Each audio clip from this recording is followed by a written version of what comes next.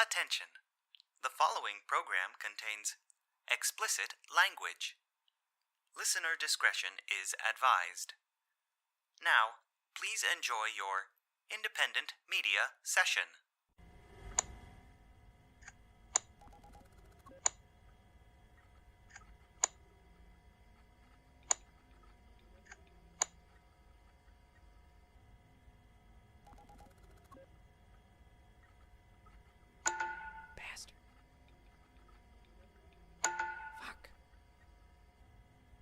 Fuck. Domino, I swear to God you look at my tiles. based on your lack of strategy, it would not benefit me to cheat, Frank. Might I suggest another game? No, let's just finish this up and I'll figure something else out. Would you like a recommendation based on your current mood and stress levels, Frank? Not particularly, thank you. Oh, it looks like you don't have any fours. That's a shame, Casper. Huh, another pass. I am glad you are enjoying this, Frank. Still, maybe you aren't cheating. It means so much to me that you believe me, Frank. And domino. 15 points. I am catching up. Yes, Frank. Your 55 points are a menace to my 138. It always amazes me how you can pick and choose when to be catty. I have no idea what you mean, Frank. Lockout. It appears I have won, Frank. Would you like to play again? No thanks. I think playing to 150 is a long enough game. Oh, what time is it? The time is 14:30, Frank. Okay.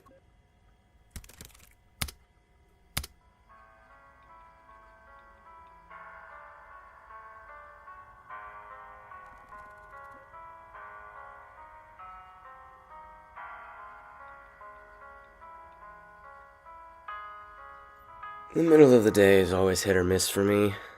Sometimes I can find a really good show or book, and that just really glues me to the screen, and other times, I literally cannot wait until it is time to do the final feeding at 5. I can't leave this room during my active hours. It would cause me to lessen my productivity levels. That's what I was told.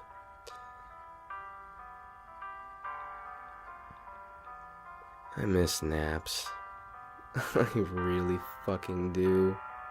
I wish I could go back in time and slap my 5-year-old self when I would fight nap time. The shake I drink when I wake up keeps me wired until my nightly one. I get 10 hours of sleep, so it's not like I'm tired, but at least having the option of napping would be nice. Like, when you don't have anything to do or anywhere to be on a Sunday afternoon and you just crash on the couch just for a few hours with the TV on and the window open, the breeze coming in to keep the fresh air flowing, but also so you don't wake up all sweaty. That was great. I don't think I did that enough. Same with day drinking. I'd kill for a drink in general. It's been so long it wouldn't take much to get me drunk and happy. But then I would want food. Like actual solid food. Mexican food. That's what I miss the most. In any form, from home cooked to CD drive-thru. Hell, even fucking Taco Bell would be fan-fucking-tastic. That moment when you smell it and your mouth waters immediately and your stomach starts to mosh pit screaming, "Yes! We are ready!" I don't feel hunger anymore. Not even cravings. My shakes took that away too. You miss the weirdest shit in prison. I heard that on a show once.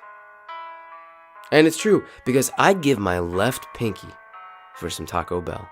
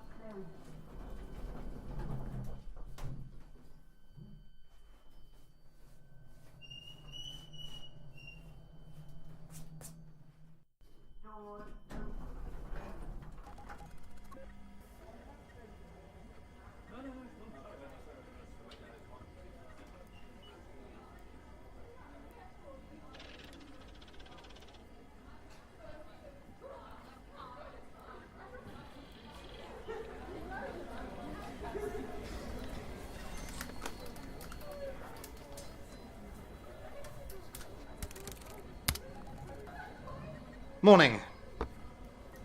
Happy Tuesday. Thanks. To what do I owe the pleasure? Well, it's been 3 months. I need you to get your midway psych evaluation at 10. Again? Wasn't the first one enough? I hate therapists. All calm tones and smiles while they break you down and try to dissect you. First off, there's nothing wrong with maintaining your mental health. Secondly, just like everything else, this is non-negotiable. We can't send you if you think you're going to crack, so you are going to be mentally and emotionally sound.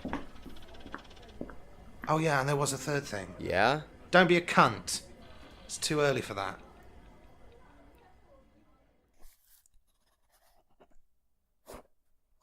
And how have you been adapting to your new apartment? Do you like it? Yeah, it's better than the pit I was living in before. Okay, that's good. That's very good. How about after work? Are you going out with any friends? No, I'm pretty drained after work. I'd like to go home and relax. You don't go out at all? Literally what I just said. I can't help but notice that you're a little on edge, Frank. Is something on your mind? Nope. Look, I don't want to pressure you, but I think this might be the best time to get it off your chest, considering your situation. I'm sorry. These just make me very antsy. I really need this. I'm afraid of losing it if I say something wrong, which leads to a diagnosis that I have something or other, which makes me lose my spot. There's nothing to be anxious about. I'm not going to patronize you and say that I'm your friend, but I honestly am not here to look for holes in your armor. You've said you haven't really been interested in work, school, or relationships before. Can I ask what's different here? This is gonna sound pathetic, but I don't have anything else going on. I have no family, no friends, no career to dig into. If I do this, none of that is gonna change. And that's fine. But without this, I have nothing to fall back on. All of my life, I have just tried to get by. Once I started getting comfortable, I just pissed everything else away. I had a good job that gave me financial security, so I could waste as much money as I felt like on whatever I felt like. When that security was gone, I didn't adapt. I kept living that way because I thought that something else would fall into my lap. It always had. I just needed to sit and wait for it. When finances got low, I just switched to being funded by credit card companies and the bank. I tell myself, I'll pay it back. It's just maybe a year of annoying bills, and I won't be able to buy anything big like a house for a little bit, but credit scores change. It's not a big deal. And that's more or less true if you have an income. The second I signed my life away here, I was debt-free. No more screening my calls for collection agencies or final notice notifications. But if I don't pan out, all that debt that I owed other people, I'm going to owe this company with interest, like a vomit-inducing amount. But if I can manage this, I just have to put in a few years, and then I never have to worry about anything in my life again. It's like having a long, shitty career with a sick pension at the end. Tons of miserable fucks do it. I'll have a beach house and a butler, and hell, maybe I'll even have a personal fucking flying car. That might be a commercially available thing when I come back here. Doesn't it bother you that you won't have anyone to share that with, though? Nope. You are the only person that is remotely on the outside that I can talk to about this, and I am fine with that. I can't even mention it in any context outside this building. Can you imagine how hard of a secret that would be to keep from someone? I can, actually. I have a wife and 2 kids. By the time my kids know about this, I'll probably be dead. The fact that I get to play even a minuscule role in the advancement of our race is amazing. I'd love to share that with my family. That's something your great-grandchildren walk around with as interesting ancestral trivia. So it helps keep you from talking. Aside from the mountains of legal papers? The money.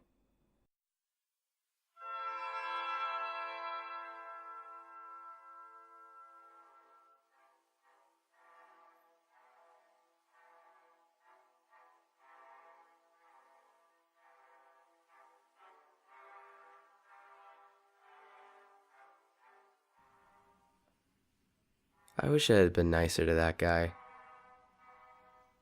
I have that thought about a lot of people.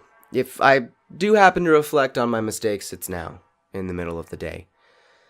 I can't lay awake in bed because my bedtime shake puts me out within 10 minutes of finishing it. This is the one thing I will say I don't miss.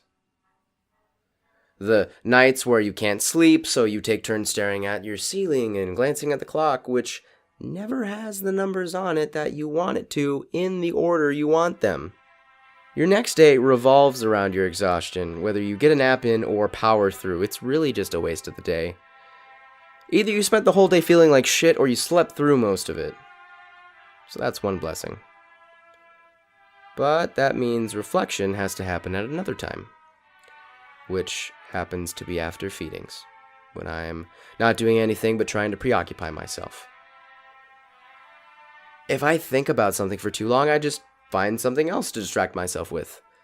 Some cleverly written TV show, or audio recording, or even a nice book. Currently, I have none of those. I recently got on a pirate kick. I would devour anything that had to do with the golden age of piracy, the 1700s, not the early 2000s. Finally, I had gotten to the mother of all pirate books, Treasure Island. I loved every film rendition of it, especially The Muppets, so I was ecstatic to start it. Then I realized how slow and dry it was. The films really did take some liberties, high-budget musical numbers aside. I would put it down, but I have a propensity of finishing anything I start, regardless of how boring it is. I can recognize the redeeming qualities in something, but sometimes stuff just flat out sucks. It can be a huge waste of time. But I have time. Way too much of it. And I would be lying if I said that when I look at my completed list of media, I wasn't filled with the same kind of pride a stereotypical hunter is when they look on their haul of taxidermy prizes. Okay, it's not that dramatic or annoyingly poetic, but I do get a nice sense of accomplishment, so that has to count for something, right?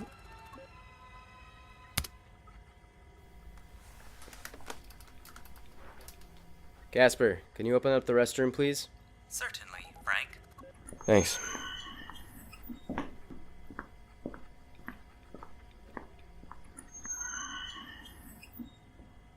Boss makes $1, I make a dime. That's why I...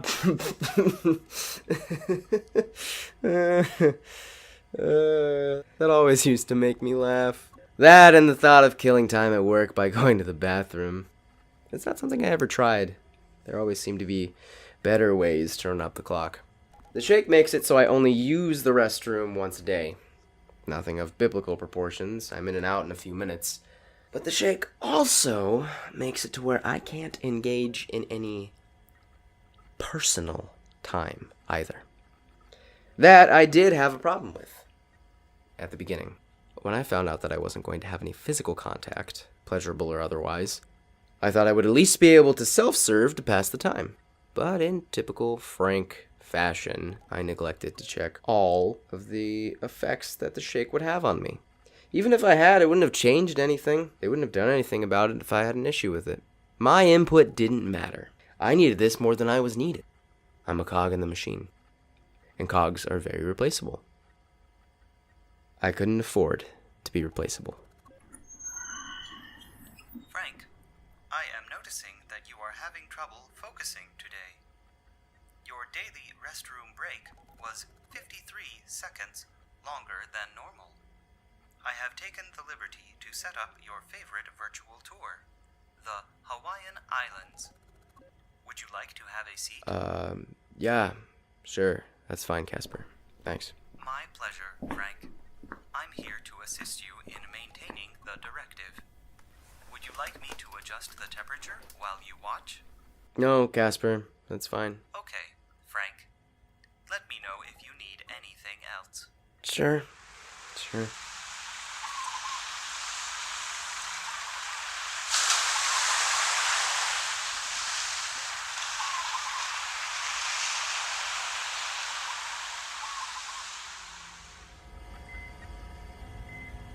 How's he doing? Levels indicate that he's beginning to deviate. I can read. I'm more interested in what you intend to do about it now. We have to be careful about altering anything in his environment. Introducing something drastic that we haven't prepared him for could have negative Fine. effects. Just make sure we can get him back. We've invested too much time not to carry this to full term. Directive is written by David Magadan, featuring Kevin O'Keefe, Gala Locke, Ray Stafford, and David Magadan. Music credits can be found in the description. Please be sure to rate this program on iTunes or tell a friend. Thank you, and remember, the directive is not adoptive.